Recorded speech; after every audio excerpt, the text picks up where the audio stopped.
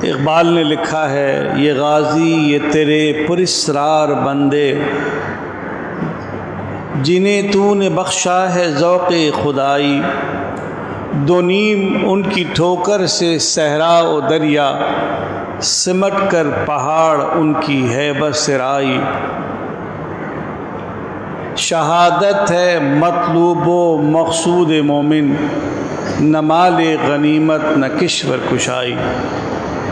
یہ غازی یہ تیرے پراسرار بندے، جنہیں تو نے بخشا ہے ذوق خدائی۔ عزیزان من، مکۃ المکرمہ کی تقریباً 13 سالہ زندگی اصحاب کرام کے لیے رسول معظم نور مجسم صلی اللہ علیہ وسلم کے لیے اعلان نبوت کے بعد کی یہ 13 سال ہیں۔ اتنی پرآشوب زندگی، اس قدر کیف و علم سے بھری زندگی کہ مسلمانوں پر ظلم و ستم کے پہاڑ توڑ دیے گئے، مسلمانوں کو تہہ تیغ کیا گیا، انہیں شہید کیا گیا، ظلم و جبر کیا گیا۔ چونکہ اللہ کا حکم نہیں تھا، اس لیے مسلمان صرف صبر کے پیکر بنے بیٹھے رہے۔ مسلمان صبر و تسلیم و رضا کے پیکر بن کر یوں بیٹھے کہ وہ اللہ اس کے رسول کے حکم کے تابع ہو کر دین اسلام کے فروغ کا ایسا ذریعہ بنے۔ پھر جب ہجرت کی تو 2 سال مزید اسی عالم میں گزرے کہ مسلمانوں کو جنگ کرنے کی، مقابلہ کرنے کی، لڑائی کرنے کی اجازت نہیں دی گئی۔ یعنی تقریباً کم و بیش 15 سال آپ سمجھ لیجئے، نبوت کے اعلان سے مکی زندگی کے تقریباً 13 سال اور ہجرت کے بعد کم و بیش 2 سال، تو کوئی 14.5-15 سال کا ایک طویل دورانیہ ہے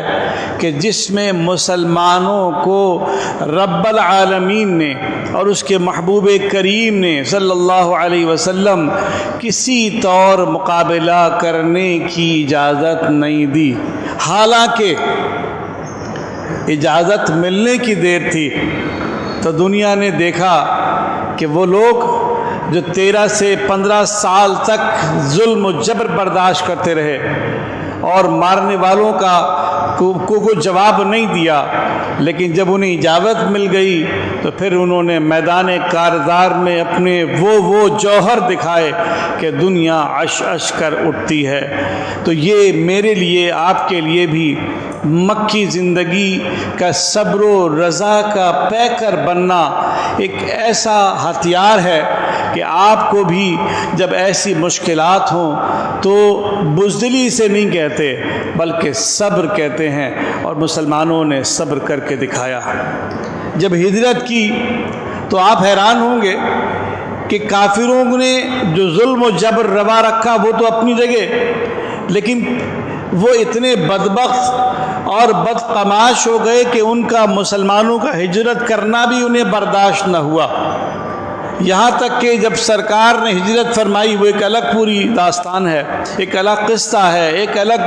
عبرت ہے، ایک الگ سبق ہے امت کے لیے، لیکن چونکہ موضوع وہ نہیں ہے، وقت کی تنگی ملود خاطر بھی دامن تنگ ہو، تو پھر اسی کے حساب سے گفتگو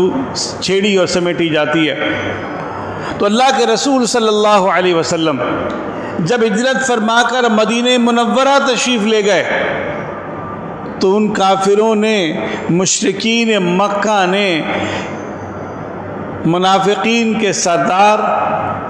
عبداللہ ابن ابی ابی کو خط لکھا،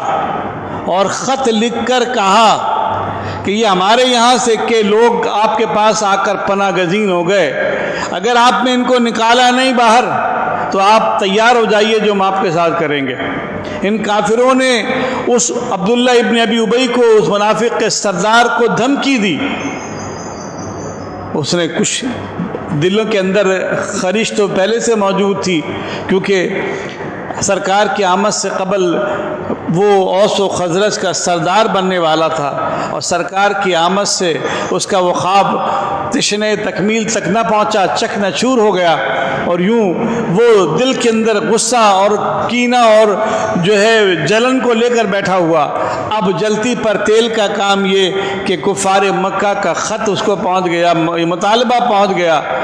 سرکار کو جیسے ہی معلوم ہوا، آقا دو جہاں صلی اللہ علیہ وسلم نے عبداللہ ابن ابی ابی کو بڑی سخت سرزنش فرمائی، بڑی سخت آپ نے اس کو تنبیہ فرمائی، اور وہ بہرحال ظاہراً اپنے ارادے سے باز آ گیا اور ایک عمومی ظاہری مسلمان بن کر مسلمانوں کے بیچ میں اس نے اطاعت قبول کر کے رہنے لگا، مگر وہ جو شرانگیزی اس کے اندر تھی وہ موجود تھی۔ یہاں تک کہ اللہ کے رسول صلی اللہ علیہ وسلم کو جب یہ خبر ملی کہ کفار قریش آگ بگولہ ہیں اور جواباً حملہ بھی کر سکتے ہیں، اور چھوٹے موٹے انہوں نے حملے شروع بھی کر دیے تھے، تو آقا صلی اللہ علیہ وآلہ وسلم نے مدینہ منورہ میں باقاعدہ پہرے داری کا نظام قائم فرمایا، پہرے داری کا نظام قائم فرمایا۔ تو یہ پہرے داری کا نظام قائم کرنا یہ آقا دو جہاں صلی اللہ علیہ وسلم کے سنت مبارکہ ہے۔ سرکار نے باقاعدہ صحابہ کرام کی ڈیوٹی لگائی کہ وہ پہرے داری کریں تاکہ کوئی ایسا ایونٹ نہ ہو جائے، کوئی ایسا واقعہ نہ ہو جائے اور اس قسم کے بدقماش لوگ نہ آ جائیں۔ عزیزان من، یہ پھر اللہ تبارک و تعالیٰ نے جب آیت کریمہ نازل فرما دی کہ اللہ تبارک و تعالیٰ آپ کے لیے کافی ہے، تو پھر حضور پاک علیہ السلام نے اللہ کے اس حکم کی تابعداری کرتے ہوئے اس جو چوکیداری کا سسٹم تھا اس کو ختم فرما دیا، اور مکمل توکل اللہ تبارک و تعالیٰ پر آپ نے پہلے بھی تھا اور اس کو ظاہر فرمایا کہ پہلے حکم خداوندی کے تحت یہ پہرے داری لگائی گئی، اب جب رب نے اسپیشلی حکم دیا کہ ہٹا دو تو پھر حضور نے اس کو ہٹا دیا۔ لیکن یہ میرے اور آپ کے لیے نہیں ہے، اگرچہ ملکوں کی سرحدیں کھول دی جاتی ہیں، ان کے درمیان معاہدے ہو بھی جاتے ہیں، لیکن حفاظت سے غافل کبھی بھی نہیں رہا جاتا، یہ ذہن نشی فرما لیجئے۔ حضور نبی محترم صلی اللہ علیہ وآلہ وسلم نے آپ کو جب یہ اطلاع ملی، آپ نے یہ سارے معاملات کر لیے، پھر اللہ کا حکم آیا کہ اللہ تبارک و تعالیٰ نے مومین کو جہاد کی، قتال کی اجازت دے دی، تو پھر تو مسلمانوں کا رنگ ہی الگ تھا، مسلمانوں کا جذبہ و جوش بلند تھا، مسلمانوں کا ہمت و حوصلہ دیدنی تھا، اور مسلمانوں نے پھر وہ جو ہے کشتوں کے پشتے لگائے، وہ اپنے جوہر آبدار کو ظاہر کیا کہ دنیا انگشت بدن نہ ہے۔ حضور نبی محترم صلی اللہ علیہ وسلم نے حکمت عملی اختیار فرمائی۔ دیکھیے بدر کا واقعہ تو اب حضرات کو کم و بیش یاد ہی ہوگا، میں غزوہ بدر کے حوالے سے ہی بات کر رہا ہوں، لیکن کچھ اور تشنہ طلب باتیں عبرت کے لیے، قوم کے لیے بتانا ضروری ہیں۔ وہ اختیار کرنے کے لیے سرکار علیہ السلام نے سب سے پہلے جس چیز کو آپ نے غور فرمایا وہ کیا تھا کہ آپ نے کفار مکہ کی جو معاشی زندگی ہے، جو ان کی جس بل بوتے پر وہ اچھلا کرتے تھے، وہ ان کا ذریعہ معاش تھا، وہ تجارت تھی، تو آپ صلی اللہ علیہ وسلم نے سب سے پہلے ان کو جو ہم کہتے ہیں کہ ان کو زد لگانے کے لیے اس معاشی تجارتی گزرگاہ پر اپنے جو ہے ایک باقاعدہ خود سرکار صلی اللہ علیہ وسلم نے کم و بیش 300 اصحاب کے ساتھ قصد فرمایا کہ وہ راستہ جو مدینہ منورہ سے ساحل سمندر کی طرف جاتا ہے اور بدر کے قریب سے ہو کر گزرتا ہے، جو پورا بحر احمر جسے ہم سعودی گلف کہتے ہیں، جس میں نہر سوئز بھی آگے آتا ہے، تو وہاں سے وہ دریا کے سمندر کے ساتھ ساتھ کا راستہ تھا، تو وہ بحر احمر کے ساتھ جو راستہ شام تک تجارتی سفر کا راستہ حضور پاک علیہ السلام نے باقاعدہ 300 کے قریب اپنے اصحاب کو لے کر اس کی طرف قصد فرمایا، اور وہ آپ کو اطلاع مل گئی کہ آپ یہ کفار قریش کا جو یہ لشکر ہے وہ جا رہا ہے مال تجارت لے کر۔ لیکن جب سرکار وہاں پر پہنچے تو کفار قریش جو ہے وہ نکل چکے تھے اور آپ بعد میں پہنچے۔ اس کے بعد سرکار واپس تشریف لائے اور پھر سرکار نے پورا استخبارات یعنی انٹیلیجنس کا سسٹم قائم کر دیا تھا۔ صحابہ کرام کی ڈیوٹی لگا دی گئی تھی کہ وہ تمام نقل و حرکت پر مکمل نگاہ رکھیں۔ کوئی بھی قوم اس وقت تک زندہ نہیں رہ سکتی کہ جب اس کے اپنے محکمہ استخبارات یعنی انٹیلیجنس سسٹم ٹھیک نہ ہو۔ اب تو پہلے تو صرف انسانی انٹیلیجنس ہوا کرتی تھی، لیکن اب تو سائبر انٹیلیجنس بھی ہے، ڈرون انٹیلیجنس بھی ہے، انٹیلیجنس کی جتنی اقسام ہو سکتی ہیں وہ ساری کی ساری اختیار کرنی پڑتی۔ انسانی وسائل کے ساتھ ساتھ ٹیکنالوجی کے مختلف سہارا لے کر یہاں تک کہ سائبر جو ہے جس کو ہم لوگ آج کل آئی ٹی بیس جو ہے ٹیکنالوجی ہے اس کے ذریعے بھی پوری یہ سسٹم لگائی جاتی ہے۔ یہاں تک کہ پہلے صرف فوجیں حملہ کرتی تھیں، پھر ہوائی جہاز سے حملے ہونے لگے، پھر پانی کے جہاز سے حملے ہونے لگے زمینی حملوں کے علاوہ، لیکن اب سائبر حملے ہوتے ہیں، سائبر اٹیکس ہوتے ہیں، آپ کے ڈیٹا سینٹر پر حملہ ہوتا ہے۔ تو یہ حضور پاک علیہ السلام نے یہ سنت قائم فرما دی کہ آپ دشمن پر کڑی نگاہ رکھیں گے، اور یہ کڑی نگاہی تھی کہ سرکار علیہ السلام کو یہ اطلاع ملی کہ وہ قافلہ جو نکلا تھا مال لے کر تجارت کے لیے ملک شام اب وہ پلٹ کر واپس آ رہا۔ تو سرکار علیہ السلام نے جلدی جلدی عمومی حکم دیا، یعنی باقاعدہ فوج کسی کا حکم نہیں دیا، عمومی حکم دیا کہ جو چلنا چاہے چلے۔ تو چونکہ بغیر تیاری کے نکلے تھے، لوگ یہ اکثر سوال کر سکتے ہیں کہ بدر میں 313 ہی کیوں تھے، ان کے پاس 2 گھوڑے کیوں تھے، ان کے پاس چند اونٹ کیوں تھے، چند بھالے کیوں تھے، چند ہتھیار کیوں تھے، حالانکہ ایک بندے کے پاس ایک ایک چیز تو کم از کم ہونی چاہیے تھی۔ تو چونکہ باقاعدہ کوئی جنگ کے لیے نکلے نہیں تھے، بلکہ اصل مقصد تو یہ تھا کہ وہ بدر کی اس مقام پر جا کر اس قافلے کو روکا جائے۔ سرکار نے ادھر نکلنے کی ٹھانی، آپ نکلے اور آپ نے صحابہ کو حکم دیا تو کوئی 313 کے قریب اصحاب جو ہے آپ کے ساتھ تیار ہو گئے، جس میں اوس و خزرج کے جو سرداران تھے وہ بھی تھے، اور مہاجرین کے سرداران جو تھے وہ بھی تھے۔ اور پھر سرکار علیہ السلام جب وہاں پر پہنچے تو کفار قریش کو ان کا بھی سسٹم کام کر رہا تھا، ان کو بھی اطلاع مل گئی۔ ابو سفیان اس وقت جو ہے اس کی قیادت کر رہے تھے، وہ مسلمان نہیں ہوئے تھے اس وقت۔ جناب ابو سفیان نے جب ان کو اطلاع ملی تو فوری طور پر اپنا ایک ہرکارہ بھیجا، اور یہ ہرکارے کو اس زمانے کے مطابق نفیر عام کرنے کے لیے، اعلان عام کرنے کے لیے کہ ہم پر حملہ ہو رہا ہے، اور وہ بھیجا اور جا کر کہا کہ جاؤ اور جا کر جو ہے مکے والوں کو خبر دے دو کہ ہمیں بچائیں، کیونکہ ہمارا مال جو ہے وہ جا رہا۔ ان کی پوری جو تجارتی شہرگ ہے اس کے اوپر وہ خطرہ منڈلا رہا تھا کہ حضور حملہ نہ کر دیں۔ تو وہ جو ہے ان کا جو ہرکارہ تھا وہ مکے میں آتا ہے اور اپنے اونٹ کی جو ہے نکیل کو جو ہے وہ جو اس حصے کو کاٹ ڈالتا ہے، خون سے کاٹ ڈالتا ہے، اور اپنے کپڑوں کو پھاڑتا ہے اور اپنے کجاوے کو الٹ دیتا ہے، اور بڑی غم و اندو کے عالم میں چلا چلا کے کہتا ہے کہ اے محمد صلی اللہ علیہ وآلہ وسلم جو ہے وہ اور مسلمان حملہ کر رہے ہیں، آؤ اپنے قافلوں کو بچاؤ۔ یہ اس طرح کے اعلانات وہ ایک بڑا طریقہ تھا اس زمانے میں۔ آج آ کر جو حرکتیں کی اس کے بعد اس قریش مکہ کے اندر جو ہے ایک عجیب و غریب قسم تناؤ کی کیفیت پیدا ہو گئی، ہر شخص لڑنے مرنے کو تیار ہوا، یہاں تک کہ جو جنگ جانے کو تیار نہیں تھا اس نے اپنے بندے باقاعدہ کرائے پر لے کر یا فلاں فلاں کو لے کر اس نے بھیجا۔ جیسا کہ ابو جہل تیار ہوا قیادت کے لیے تو ابو لہب نے جو ہے وہ اپنے ایک قرض دار کو کہا میری جگہ پہ تم جا کے جنگ کرو، کیونکہ یہ زندگی اور موت کا معاملہ ہے۔ تو یاد رکھو جب زندگی اور موت کا معاملہ ہو تو لوگ باقی چیزیں بھول جاتے ہیں، یہاں زندگی اور موت کا معاملہ حضور نبی محترم صلی اللہ علیہ وسلم کے خلاف وہ لے کر آئے ہیں،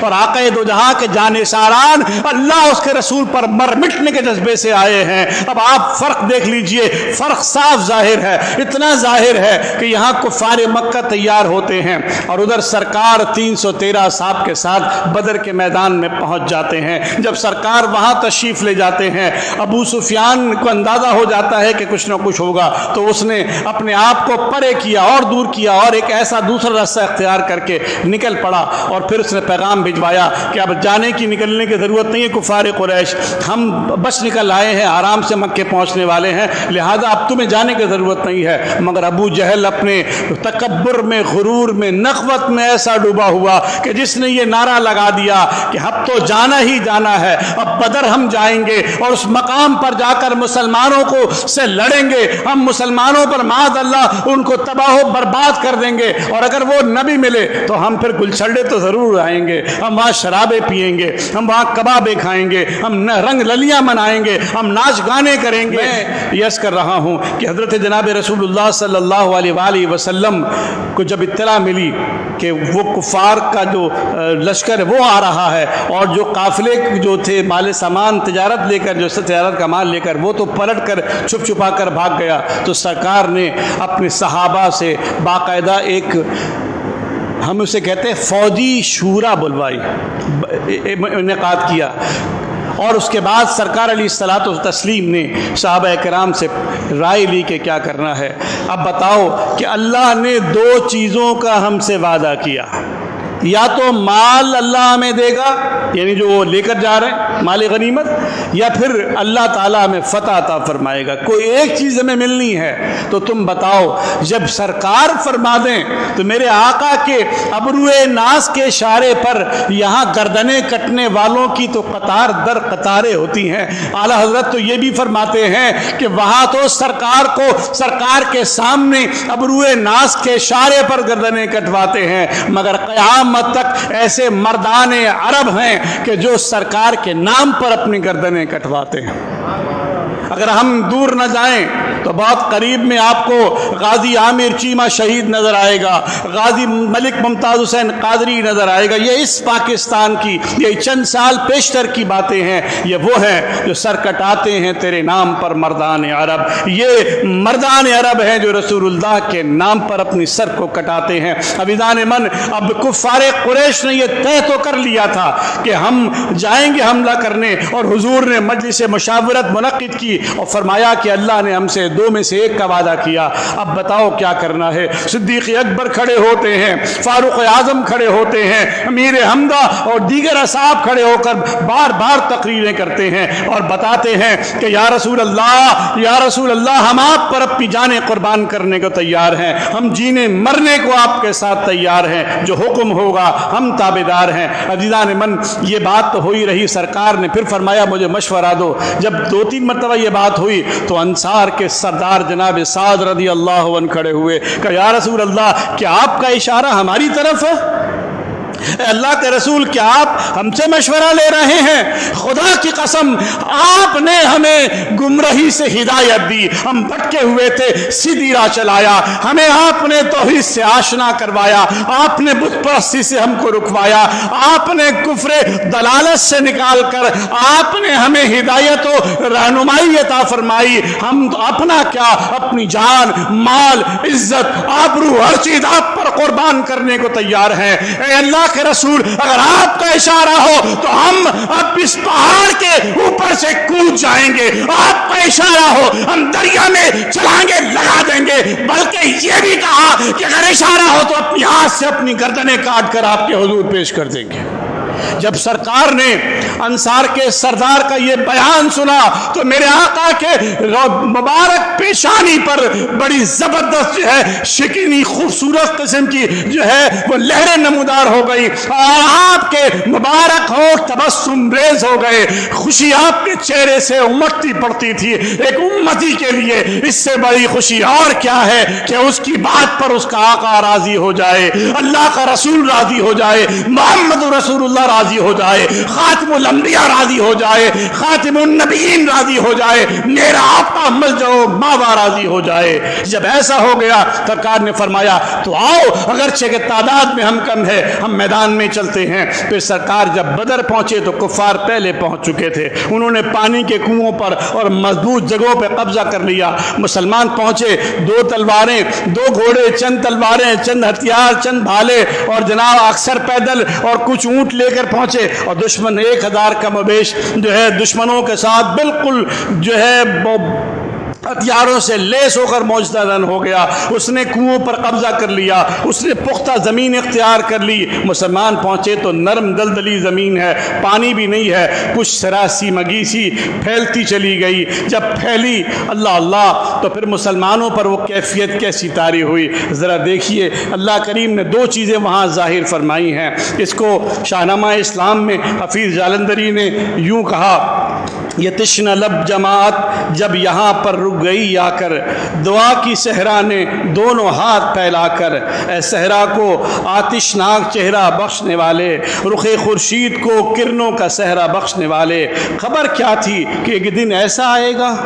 کہ تیرا ساقی کوثر یہاں تشریف لائے گا۔ یہ میدان بدر جو ہے وہ اللہ سے التجا کر رہا ہے۔ خبر کیا تھی یہاں تیرے غازی آ کے ٹھہریں گے، شہید آرام فرمائیں گے، غازی آ کے ٹھہریں گے، بنایا جائے گا فرش عبادت میرے دامن کو، خبر کیا تھی ملے گی یہ سعادت میرے دامن کو، خبر کیا ہوتی تو میں شبنم کے قطرے جمع کر رکھتا۔ اللہ اللہ، حفیظ جالندری نے کیا خوب لکھا، شاہنامہ اسلام۔ یہ بہت موٹی کتاب ہے، میں چند اشعار لے کر آیا۔ خبر کیا تھی ملے گی یہ سعادت میرے دامن کو، خبر کیا ہوتی تو میں شبنم کے قطرے جمع کر رکھتا، چھپا کر ایک گوشوں میں مصفہ حوض بھر رکھتا، وہ پانی ان مقدس مہمانوں کو پلا دیتا، میں اپنی تشنگی دیدار حضرت سے بجھا لیتا، میرے سر پر سے گزرا نوح کے طوفان کا پانی۔ دیکھیے ذرا اندازہ کیجئے، میرے سر پر سے گزرا نوح کے طوفان کا پانی، تعسف ہے کہ مجھ سے ہو گئی اس وقت نادانی، اگر کرتا میں اس پانی کی تھوڑی سی نگہداری تو ہو جاتا میری آنکھوں سے چشموں کی طرح جاری، یہ 70 اونٹ 2 گھوڑے یہاں سیراب ہو جاتے، مجاہد بھی وضو کرتے نہاتے غسل فرماتے، حضور ساقی کوثر میری کچھ لاج رہ جاتی، میری عزت میری شرم عقیدت آج رہ جاتی، تیرے محبوب کے پیارے قدم اس خاک پہ آئے، الہی حکم دے سورج کو اب آتش نہ برسائے، الہی حکم دے سورج کو اب آتش نہ برسائے، اب اگر میرے دامن سے ہوئے ہوائے گرم آئے گی تو مجھ کو رحمت للعالمین سے شرم آئے گی، اب اگر میرے دامن سے ہوائے گرم آئے گی تو مجھ کو رحمت للعالمین سے شرم آئے گی، برائے چند ساعت ابر باراں بھیج دے یا رب، برائے چند ساعت ابر باراں بھیج دے یا رب، بہاراں بھیج دے یا رب، بہاراں بھیج دے یا رب۔ اللہ اللہ، قرآن کریم نے 2 چیزوں کا ذکر کیا۔ یہ اللہ رب العالمین نے مومنین پر اس وقت کیسا کرم فرمایا، ایک تو وحشت کا عالم میں پانی بھی نہیں ہے کہ اچانک آسمان پر، اس جگہ پر بارشیں نہیں ہوتی تھی، اکا دکا کبھی ہو گئی، آسمان پر بادل نظر آئے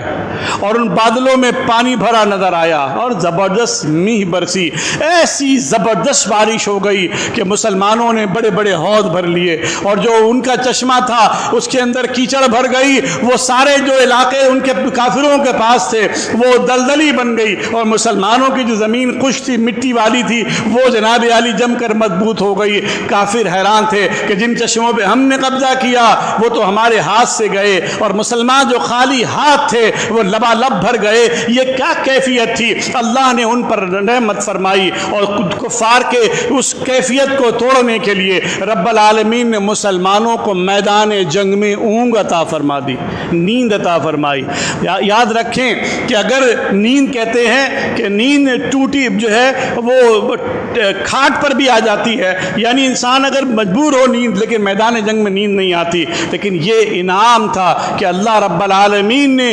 مسلمانوں کو نیند عطا فرما دی، اور جب وہ نیند سے اٹھے تو ایسے پرسکون تھے کہ ان کے دلوں میں اللہ نے اطمینان کو بھر دیا تھا۔ قرآن کریم نے اس چیز کو اپنی طرف سے انعام فرمایا ہے کہ اللہ نے مسلمانوں پر والذی انزل السکینۃ فی قلوب المؤمنین، کہ وہ وہی ہے کہ جس نے مسلمان کے قلوب پر اپنے سکینہ اطمینان کو نازل فرمایا ہے۔ عزیزان من، تو یاد رکھیں کہ رب العالمین نے مسلمانوں کو وہ شاندار تربیت ان کی فرمائی۔ آقا دو جہاں کے ابروئے کرم کے سائے میں مسلمانوں نے جنگ بدر کا وہ نظارہ دیکھا اور دنیا میں فتح کا وہ باب رکھا کہ اسلام کی تابندگی بدر سے ہے، اسلام کی پائندگی بدر سے ہے، اسلام کی امید بدر سے ہے، اسلام کی حیات بدر سے ہے، اسلام کا سرچشمہ بدر سے ہے، اسلام کے بقا بدر سے ہے، کہ بدر ہے کہ جو یوم فتح ہے، جو فتح مبین ہے، وہ بدر ہے کہ جس نے مسلمانوں کے لیے فتح مبین بن کر ان کے لیے فتح کے دروازوں کو کھولا، مسلمانوں کے لیے پوری دنیا کو کھول دیا۔ بدر کا معرکہ تھا کہ 313 مسلمان تھے کہ جو وہاں اکٹھے تھے، حضور اکرم صلی اللہ علیہ وآلہ وسلم کے سامنے کفار قریش ہیں، اور پھر ایک ایسا نظارہ دنیا نے دیکھا کہ سرکار صلی اللہ علیہ وسلم کے لیے ایک مچان یا عریش بنایا گیا۔ آقا دو جہاں علیہ السلام اس پر جلوہ فگن ہوئے، اور پھر حضرت ابوبکر صدیق تلوار لہراتے اس کے پہرہ دار ہوئے۔ مولا علی کرم اللہ وجہہ الکریم سے کسی نے پوچھا تھا کہ ہم میں سب سے زیادہ، آپ میں سب سے زیادہ بہادر کون تھا؟ لوگوں کو گمان تھا کہ شاید مولا علی ہوں گے۔ آپ نے فرمایا ابو بکر سے زیادہ اشجع الاشجعین، سب سے زیادہ بہادر کوئی نہیں۔ کہا یہ کیا بات آپ کر رہے؟ کہا ہاں، اس بدر کے میدان میں جبکہ یہ خطرہ موجود تھا کہ دشمن کے تیر ان کے کلیجوں کو چھین ڈالیں گے، اس وقت اگر کوئی شخص تلوار سونت کر سرکار کے لیے کھڑا تھا وہ ابو بکر صدیق تھا۔ یہ اور صحابہ بھی تھے، لیکن بات وہی ہے، کچھ لوگوں کو کچھ اور مرتبہ ملتا ہے۔ امام اور مقتدی اور مؤذن ایک جیسے ہوتے ہیں، لیکن جب امام امامت پر کھڑا ہوتا ہے تو پیچھے اس امام کے پڑا جاتا ہے۔ امام نہیں کہتا کہ آگے مقتدی، اور مقتدی کے پر لازم ہے کہ وہ پیچھے امام کے بولتا ہے، ہوتے دونوں آدمی ہیں لیکن ایک کا مرتبہ بڑھ جاتا ہے۔ تو یہ امام الصادقین ہے، امام الصدیقین ہے۔ ابو بکر صدیق کھڑے ہوئے ہیں، تلوار ہاتھ میں سوچ کے کھڑے ہوئے ہیں، اور سرکار سجدہ ریز ہیں، سجدہ ریز ہیں، سجدہ ریز ہیں۔ گرتے ہوں کو مجدہ کہ سجدے میں گرے مولا، رو رو کے شفاعت کی تمہید اٹھائی ہے۔ سرکار سجدہ ریز ہیں، اللہ سے گڑگڑا کے دعا کر رہے ہیں، اور اللہ نے آپ کی دعا قبول کر لی۔ پھر آپ جب دعا قبول ہو گئی، ایک مشت خاک آپ نے اٹھائی، اور اٹھا کر آپ نے کافروں کی طرف پھینکا۔ وعنت الوجوہ، قرآن نے کہا وما رمیتا اذ رمیتا ولکن اللہ رما، اے میرے محبوب جو آپ نے پھینکا وہ آپ نے تھوڑا ہی پھینکا تھا، وہ تو اللہ نے پھینکا تھا۔ ہاتھ تو محبوب کے تھے، ہاتھ تو محبوب کے تھے، پھینکا محبوب نے تھا، لیکن رب کو اپنے محبوب کی ادا پسند آئی۔ وما رمیتا اذ رمیتا، جو آپ نے پھینکا جبکہ پھینکا، آپ نے نہیں پھینکا، ولیکن اللہ رما، وہ تو اللہ نے پھینکا۔ جب بندہ ایسا بن جائے کہ اللہ فرمائے کہ یہ میں ہوں، یہ میں ہوں، میں نے کیا ہے، تو پھر حضور نبی محترم صلی اللہ علیہ وسلم دعا کر رہے ہیں، اور پھر سرکار نکلے، اور نکل کر آپ نے صحابہ سے فرمایا تھا کہ یہ کفار قریش نے اپنے جگر پاروں کو تمہارے سامنے لا کر کھڑا کر دیا ہے، اور پھر آپ نے نشان لگایا ابو جہل یہاں مرے گا، عتبہ یہاں مرے گا، شیبہ یہاں مرے گا، ولید یہاں مرے گا، فلاں یہاں مرے گا، فلاں یہاں مرے گا، نشان لگایا۔ صحابہ کہتے بعد میں ہم نے دیکھا کہ حضور نے جس کا نشان جہاں لگایا وہیں پہ مرا پایا اسے۔ لوگ پھر بھی پوچھتے ہیں، پھر بھی کہتے ہیں کیا حضور کو نبی غیب ماننے والا، غیب کے علم والا مانے یا نہیں مانے؟ میں نے کہا قیامت تک کی جو خبر دے دے اس سے زیادہ کوئی غیب جان سکتا ہے؟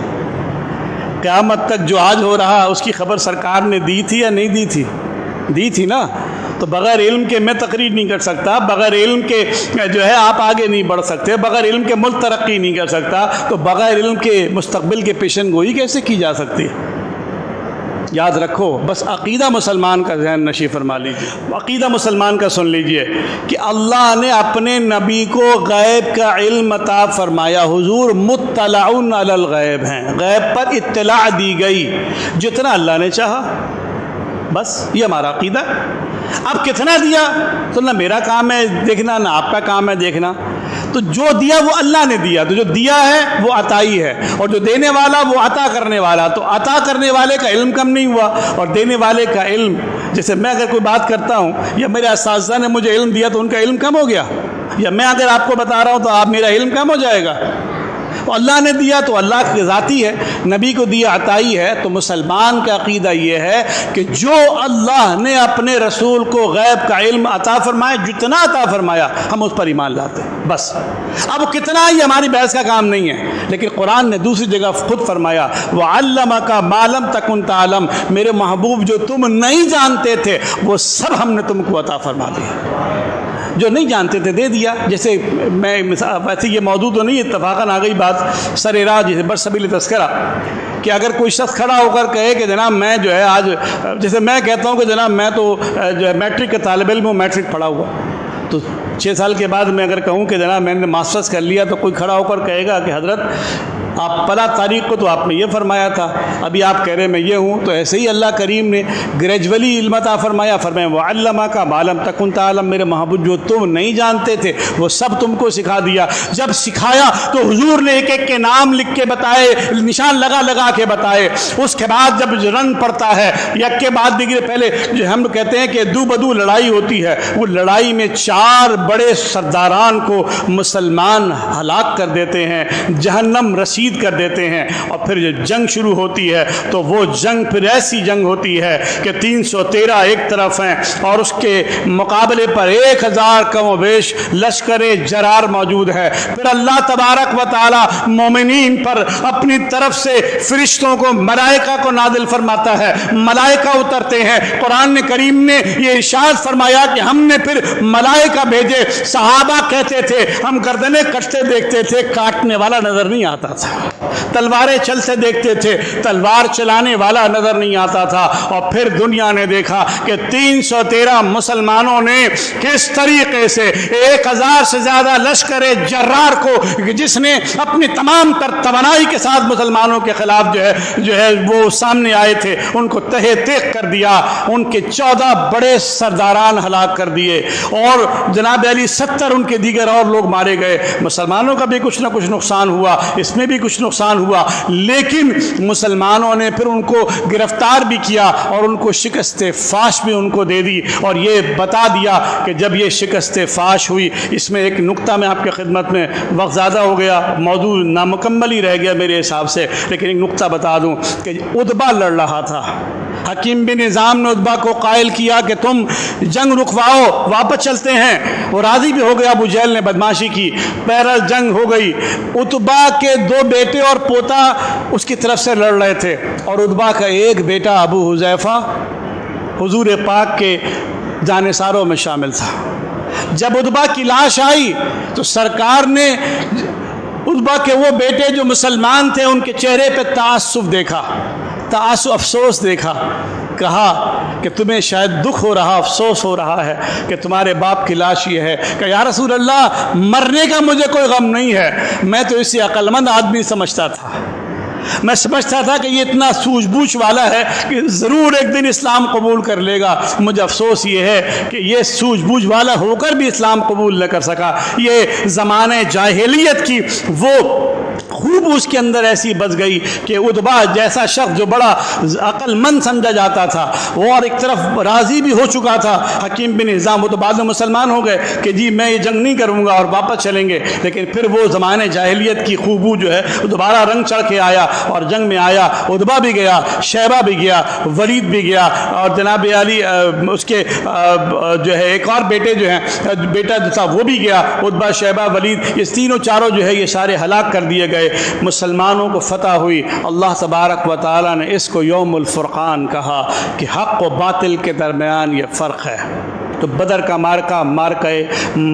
بدر جو ہے میدان کارزار کی وہ کارگزاری ہے مسلمانوں کی کہ دنیا آج بھی حیران ہے کہ 313 کیوں کر اتنے زبردست طریقے سے نہتے لوگ کیوں کر اتنے زبردست طریقے سے فتح یاب ہو سکتے ہیں۔ تو یاد رکھو یہ وہ اقبال نے یہی تو کہا تھا کہ یہ غازی یہ تیرے پراسرار بندے جنہیں تو نے بخشا ہے ذوق خدائی، دو نیم ان کی ٹھوکر سے صحرا و دریا سمٹ کر پہاڑ ان کی ہے بس سرائی، شہادت ہے مطلوب و مقصود مومن۔ آپ بار بار سنیں اس چیز کو، شہادت ہے مطلوب و مقصود مومن۔ مطلوب مقصود کیا ہے؟ بچ گئے تو غازی اور شہید ہو گئے تو اللہ کے ہاں ایسے شہید ہیں کہ مر جائیں شہادت میدان جنگ میں ملے تو غسل بھی نہیں دینا، کفن بھی نہیں پہنانا، جن کپڑوں میں تھے انہی میں جائیں گے۔ قیامت کے دن شہید کا خون جو ہے میزان میں تولا جائے گا۔ آپ سوچو ذرا کہ کیا مقام و مرتبہ ہے۔ شہادت ہے مطلوب و مقصود مومن، نہ مال غنیمت نہ کشور کشائی۔ اللہ کریم نے بدر میں یہ جو یوم بدر ہے، اس بدر میں اللہ نے مسلمانوں کو فتح عطا فرمائی۔ میں امید کرتا ہوں کہ اللہ رب العالمین میدان بدر کی ان جو برکات ہیں وہ ہم کو عطا فرمائے۔ اور یہاں یاد آ گئی تو بات ختم کرتے ہوئے کہ رب العالمین نے میدان بدر میں لڑنے والوں کے گناہوں کو معاف کر دیا، یہاں تک کہ ان سے بڑے بڑے گناہ ہو گئے، یہاں تک کہ ابی بلتعاء نے جاسوسی کر لی مسلمانوں کے خلاف اور ان کو پکڑ کر لایا گیا۔ سرکار دو جہاں علیہ السلام کے صحابہ نے تلوار نکالی، فاروق اعظم خالد بن ولید مولا علی نے کہ ہم گردن کاٹ ڈالیں، فرمائے یہ بدری ایسے چھوڑ دو ورنہ غداری کی فضا سے موت ہوتی ہے۔ یاد رکھو میری عزیز ہو کہ جناب ابی بلتعاء رضی اللہ تعالیٰ عنہ کو میں بدری ہونے کی وجہ سے اللہ کے رسول علیہ السلام نے ان کو معاف فرما دیا۔ تو جب وہ بدری حضرت فاروق اعظم جب وظیفہ بانٹتے تو اصحاب بدر کو دگنا دیا کرتے تھے۔ یہ مقام و مرتبہ، وگرنہ مجاہدین تو اور بھی ہیں۔ اللہ کریم توفیق دے کہ کروں تیرے نام پر جاں فدا، نہ بس ایک جاں دو جہاں فدا، دو جہاں سے بھی نہیں جی بھرا، کروں کیا کروڑوں جہاں نہیں۔ وآخر دعوانا الحمدللہ رب العالمین۔